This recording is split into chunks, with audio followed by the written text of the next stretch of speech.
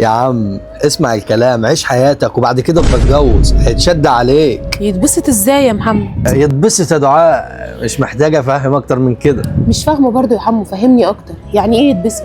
يعني يحب شويه ويمشي مع بنات شويه ويسهر هنا شويه قبل ما يخطب.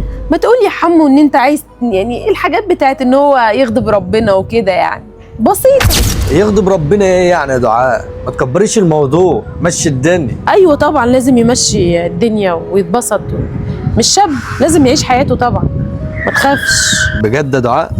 ايه ده، يعني انا كده كلامي صح؟ ايوه يا حبيب اختك صح. فيها ايه يعني لما يتعرف له على واحده ولا اتنين؟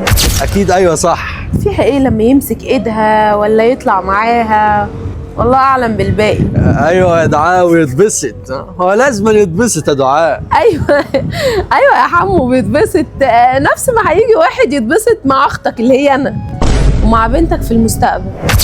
انت بتقولي ايه يا دعاء؟ ايه الهبل اللي انت بتقوليه ده يا بنتي؟ يعني انت عايز انت تتبسط انت واصحابك والناس الغريبه؟ لا تكون نسيت يا محمد اني كما تدين تدان. انت اتجننتي يا بنتي؟ انت ايه اللي انت بتقوليه ده؟ انت عارفه انت بتقولي ايه؟ ده من الفواحش اللي بتغضب ربنا. فواحش ايه يا حمو؟ صلي على النبي، ما تكبرش الموضوع.